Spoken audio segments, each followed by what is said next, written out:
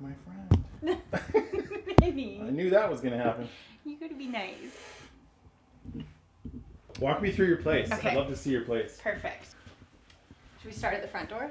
Well, this is actually a picture of Pincher Creek, where I grew up, where I went to high school and went to Faces from. So that's, I keep it by my front door because it reminds me of where I came from, which I like.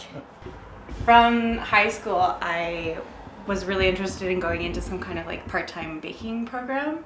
So I always thought about doing it and then never really did it. But instead of doing that, I joined the military as a reservist, as a cook.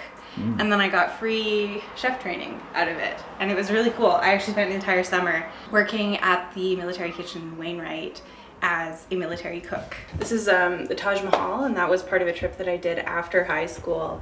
I had won a Meet a Wee trip through Wee Day, and so we went to India for 2 weeks, helped build a school, and after my first year of university, I spent 2 months in Argentina teaching art to children in one of the less privileged neighborhoods around Mendoza. And so I'd take the bus out every day and then walk into their community, and the kids would all come running from their houses and we'd teach art. I work as a lawyer at one of the big law firms downtown, which is not somewhere that I ever pictured myself being. I wanted to do something that would help other people, and so I thought that might be aid and development work.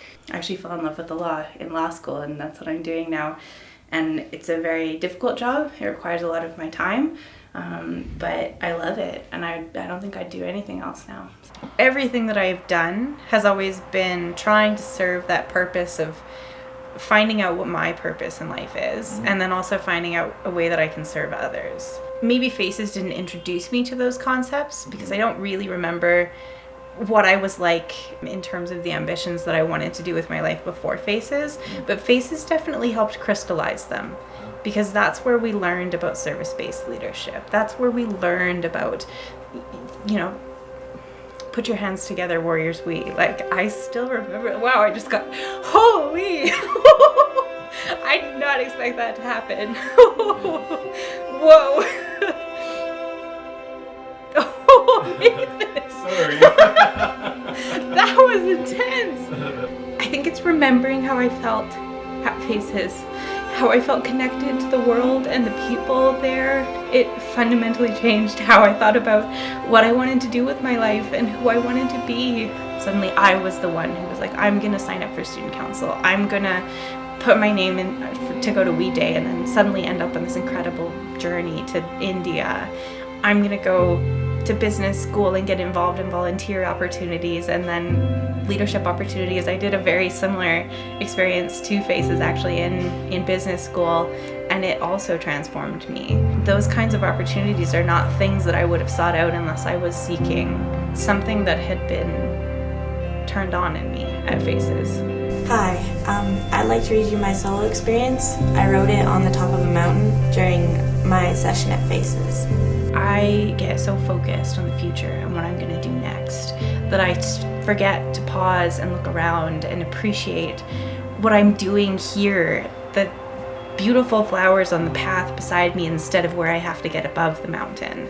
I was so busy watching my feet on the rocks, trying to find a stable spot to place my boot, that I forgot to look up and take in the beautiful view. All of my attention was focused on the getting there that I almost neglected the journey. That lesson has stuck with me. That's not something that's gone away. I have found myself stuck in moments where I don't know what to do next with my career or my personal life or what I want to do to help the world become a better place. And I get so bogged down in needing to find meaning in what I'm doing with my life and what my purpose is. And I remember Faces and what I thought about during that mountaintop experience, and what I realized about the importance of perspective and presence in your life, and how much more it makes your experiences valuable and meaningful. And really that's what it's all about, is like there's no point in getting so caught up focusing on the future when what you're doing here and now is beautiful and meaningful and exactly what you need to focus on. It's not like you magically become a different person. It's that your eyes are opened to an experience that shows you things about yourself that you want to cultivate. and things about other people that you appreciate.